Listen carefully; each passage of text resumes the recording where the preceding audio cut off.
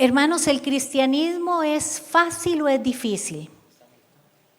¿El camino del cristianismo es fácil o es difícil? Ay, qué dicha, que respondieron muy bien.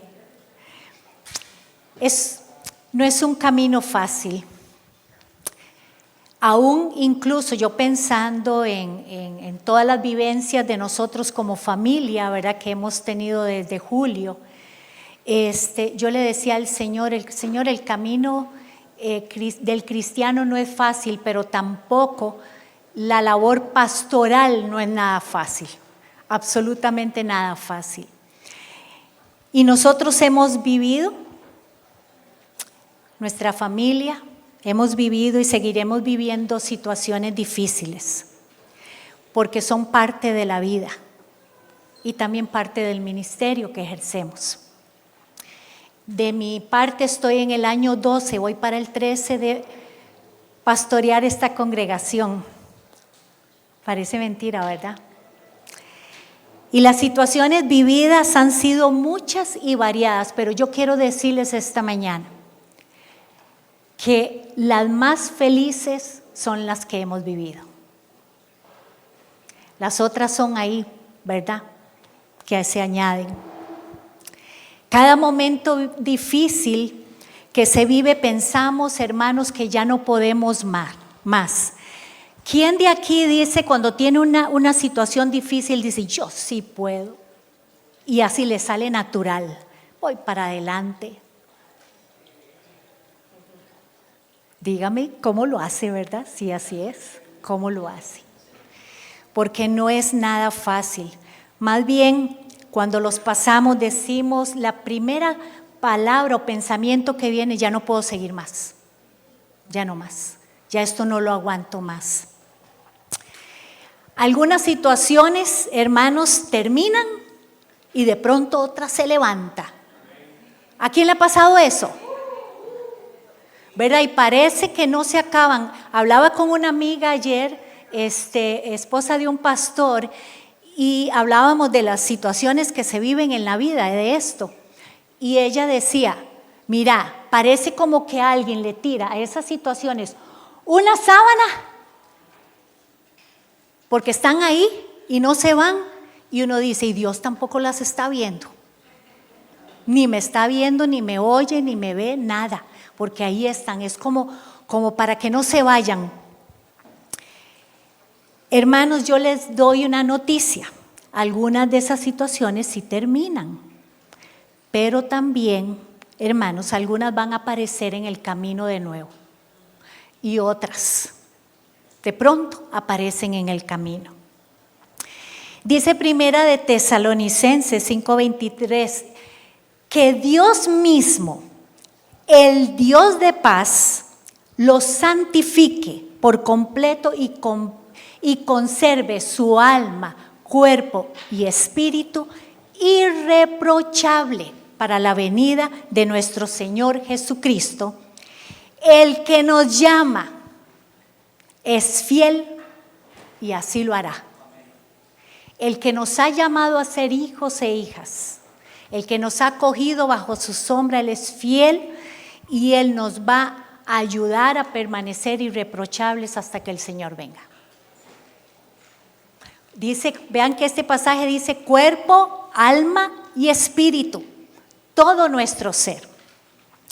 Ahora, por lo tanto, hermanos, mi esposo y yo, nuestra familia, estamos llenos y saturados de pruebas.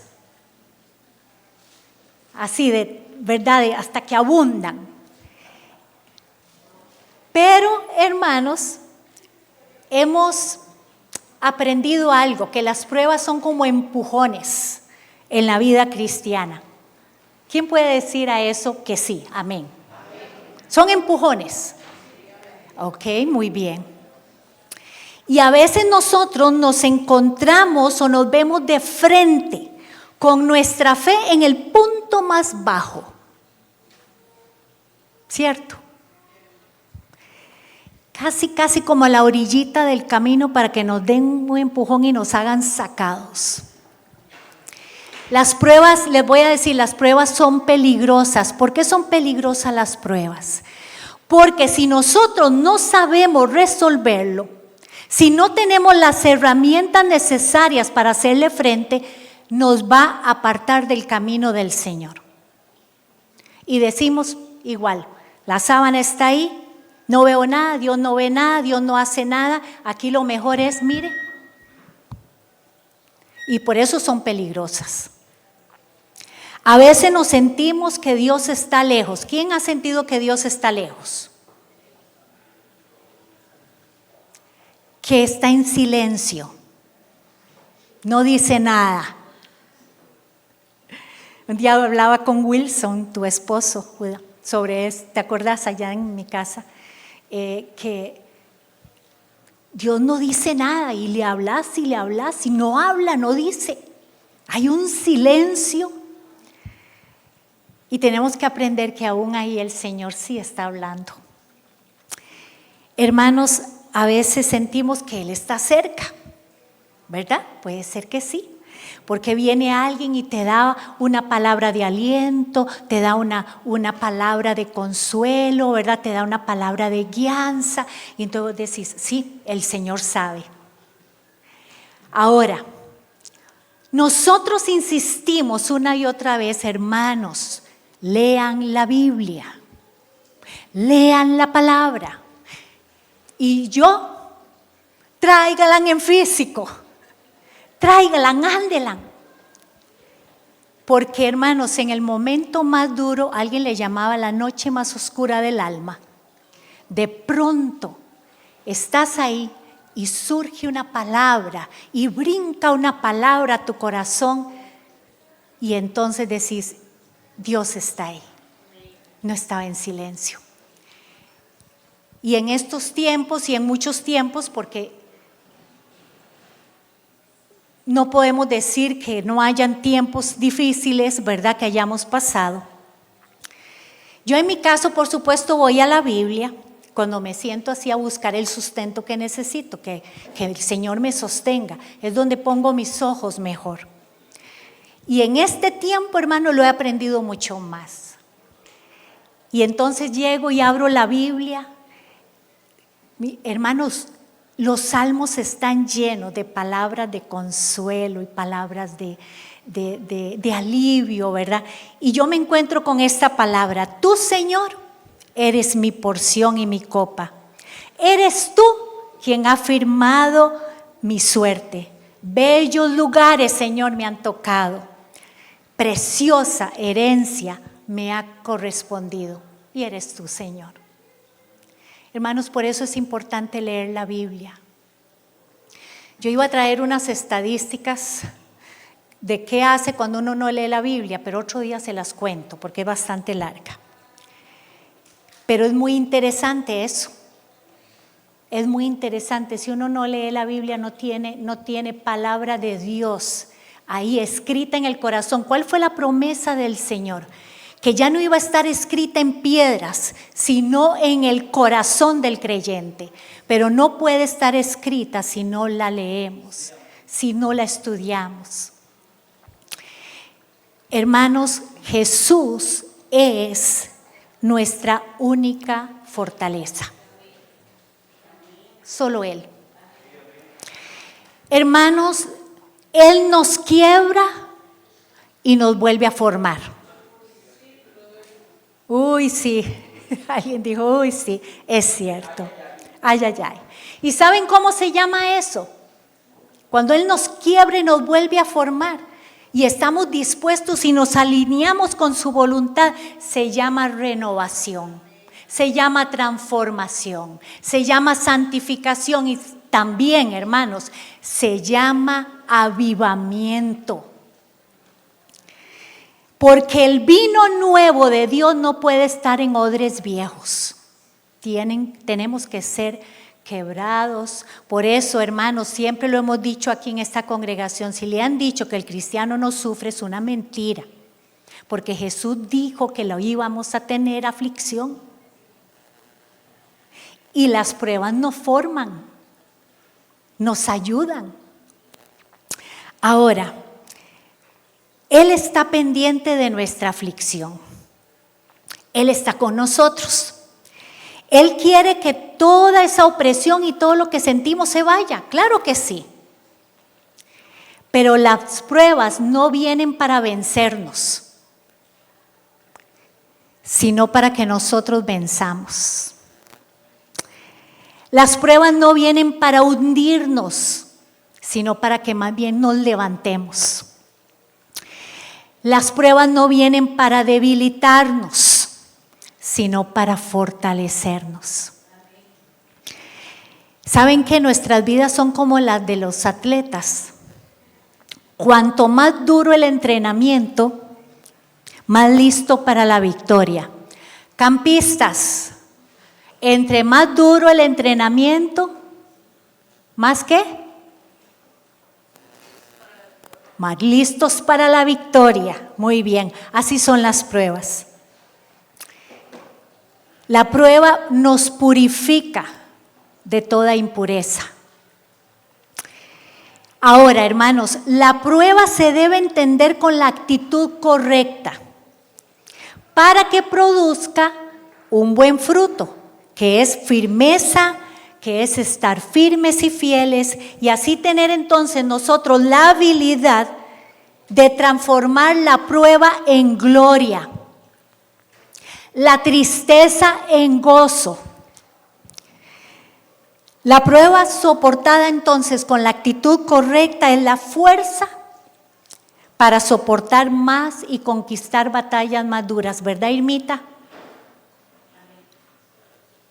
¿Para qué pasamos por pruebas? Para ser más fuertes y enfrentar las otras más duras. No tengo otra noticia más que esa, hermanos.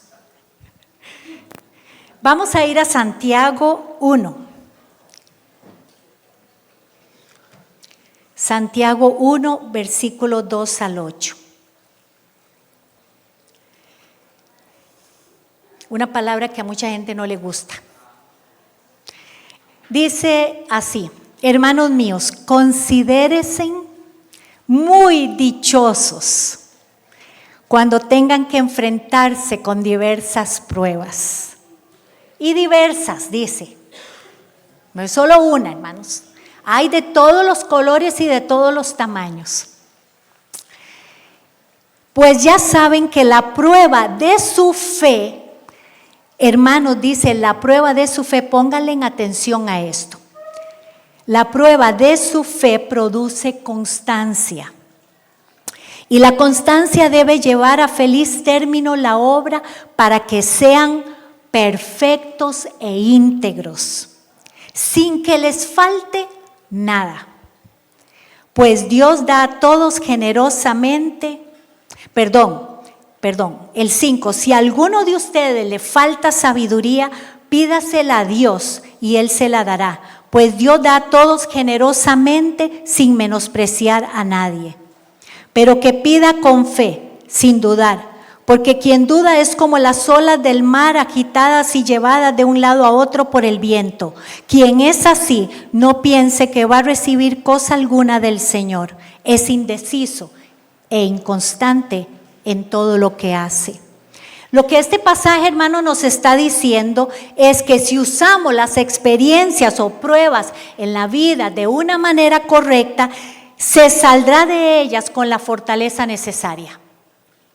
Eso es lo que nos está enseñando Santiago. Para salir, ¿qué ocupamos según este pasaje? ¿Qué ocupamos, hermanos, para salir?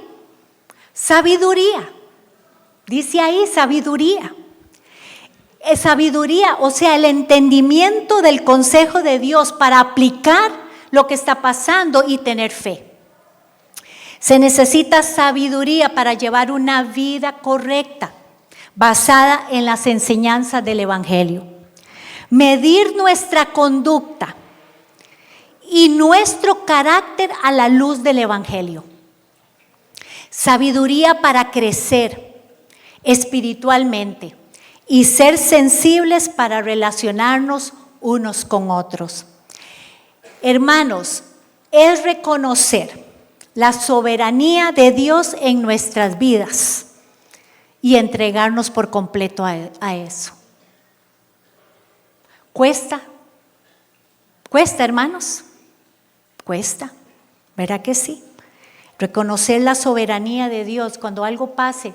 Es la soberanía de Dios, hermanos. Deje echarle la culpa al diablo, al esposo, a la esposa, o que no lo atendieron bien en el banco, no sé, no. Hermanos, no. La soberanía de Dios que cuida de sus hijos e hijas para llevarnos adelante en cualquier situación que pase. Hay un pasaje muy lindo que dice: no estén tristes, pues el gozo del Señor es nuestra fortaleza, que está en Nehemías, en el libro de Nehemías 8:10. Ahora, gozo es alegría, es deleite.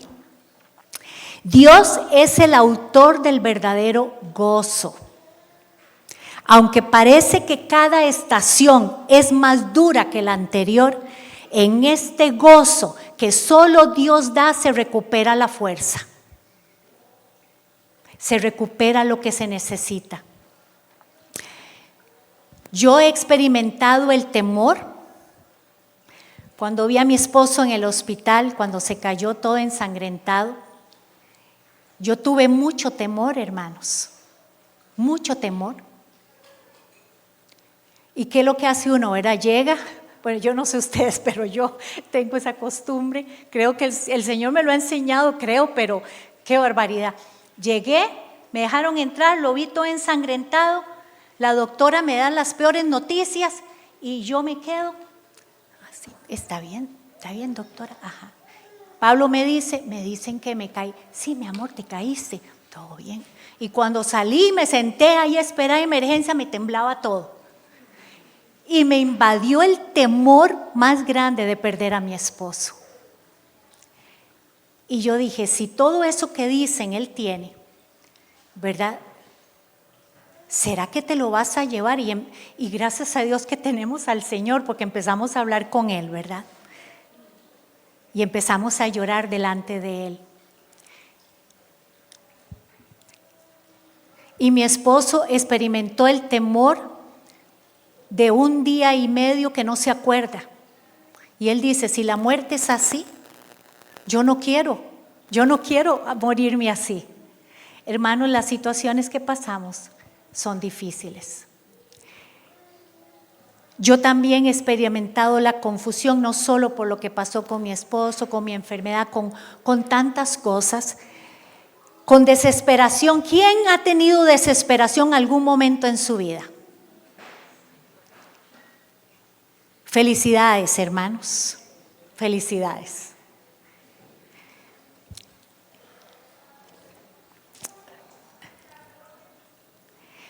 Felicidades porque después de eso, ¿quién ha experimentado gozo y paz?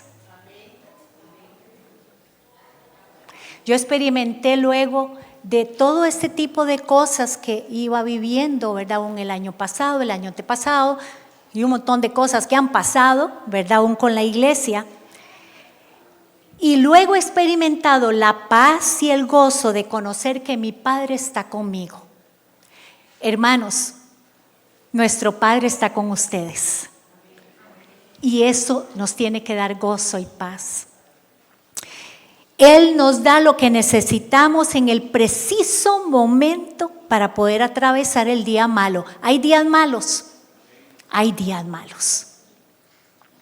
Ahora, ¿cómo podemos experimentar el gozo del Señor? ¿Cómo podemos experimentarlo? ¿Verdad? Nos preguntamos, ¿cómo en una situación difícil vamos a experimentar el gozo del Señor? ¿Cómo se come eso, verdad? Bueno, hermanos, les voy a decir. Debemos pasar por los estados de temor y desesperación para llegar al estado de nuestro destino real. ¿Cuál es nuestro estado de destino real? Abandono completo al Señor. Ese es el verdadero estado. Y no podemos llegar ahí si no pasamos por desesperación, por la puerta de la desesperación, de la confusión, para encontrarnos que nos tenemos que abandonar a Él. En una confianza tan sólida, hermanos, y no simplemente un hablar religioso. Hermanos, a veces nosotros tenemos frases ahí ya aprendidas, trilladas, que son frases religiosas. Porque muchos hablamos de fe hasta que nos topamos con los desafíos, las situaciones difíciles reales, y ahí es donde vemos si nuestra fe es genuina. ¿Cómo sabemos cada uno de nosotros que nuestra fe es verdadera, es genuina? Cuando hemos pasado por todo eso y estamos sostenidos.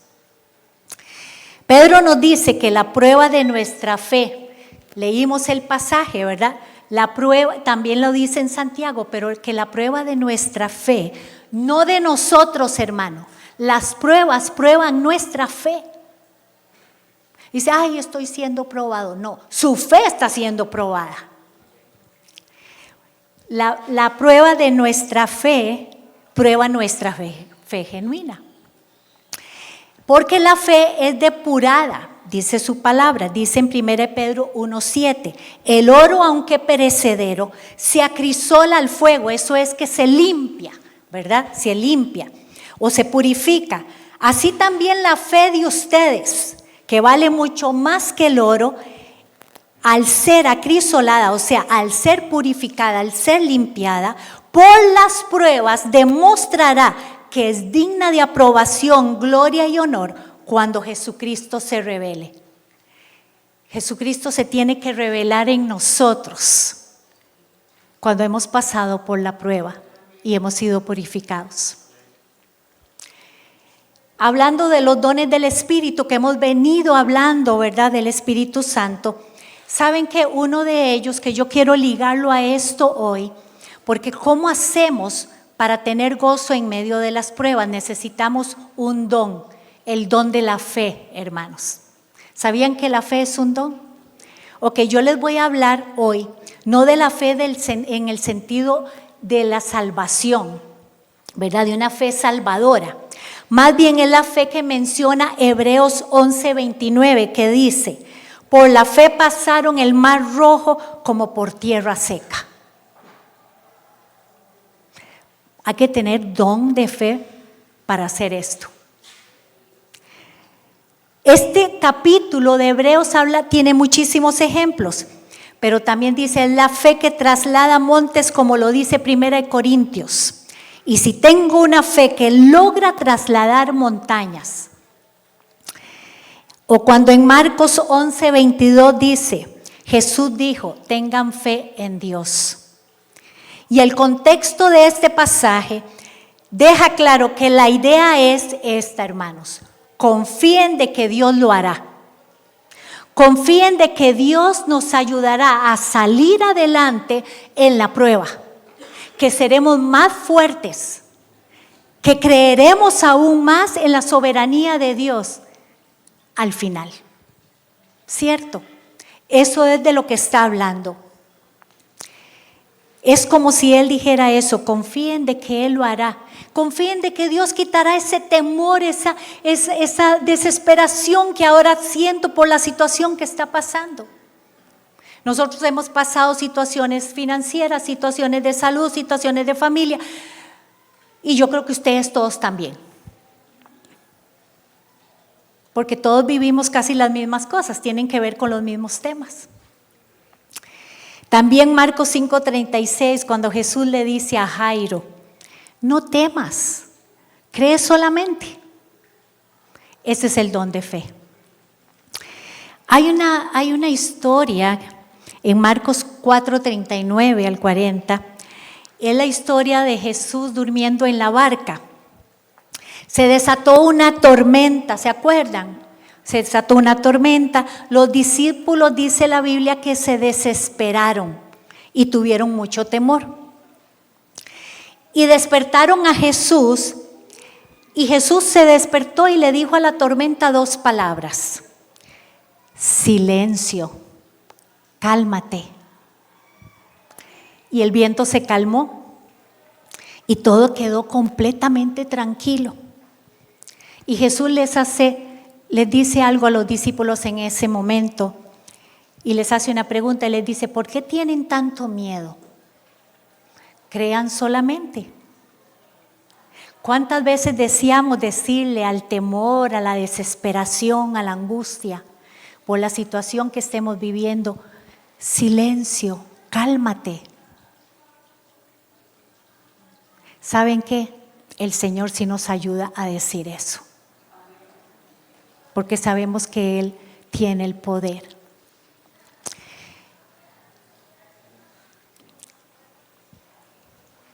En la historia también del muchacho endemoniado que Jesús sana, Jesús se topa con el padre y el muchacho y le pregunta al padre: ¿desde cuándo este muchacho está así como está? O sea, endemoniado.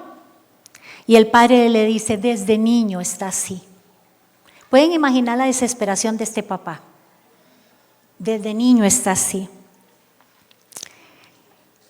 Y le dice a Jesús algo, él le dice: si puedes hacer algo, Señor, si puedes hacer algo, ten compasión de nosotros y ayúdanos.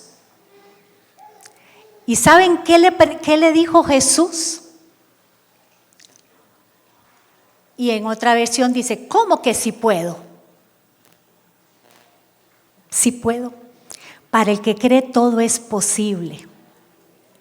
El Padre le dice entonces a Jesús: sí creo. ¿Y saben qué le dice más? Ayúdame en mi poca fe. El que tiene esta fe, hermanos, está seguro que el futuro está en las manos de Dios, que solo tiene que pedir ayuda y confiar que Dios lo hará.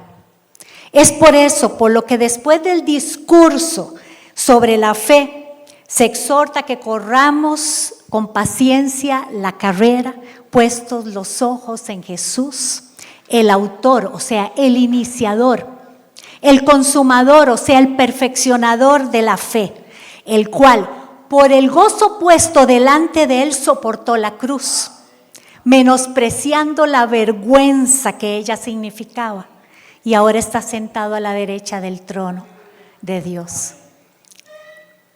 Hermanos, esta fe la necesitamos. Necesitamos el don de fe para actuar conforme lo que Dios dice, para que muchas cosas pasen. ¿Saben que la fe también está relacionada con la oración? Cuando Marcos 11:24 dice: pidan sin dudar. Cuando en Santiago también dice: la oración de fe sanará al enfermo y el Señor lo levantará, y si ha pecado, su pecado se le perdonará. Esta fe que nos lleva a ir donde otros, a darles el consuelo, a orar por ellos, a decir lo mejor de Dios para esa persona. Y también este don de fe está relacionado con la esperanza. Dice Romanos: contra toda esperanza Abraham creyó y esperó. Contra todo. Y me encanta lo que dice Pablo, hermanos, que yo cuando leo este pasaje digo: qué fe y qué gozo, de verdad, pero qué fe más sólida. Pablo dijo: estoy muy animado. En medio de todas nuestras aflicciones se desborda mi alegría. ¿Queremos aprender a decir eso en medio de las aflicciones y los problemas? Pablo lo dijo porque él ya había pasado por todas las estaciones del temor, desesperación, de la persecución, de todo lo que pasó, y muchos de ellos pudieron decir al final esto.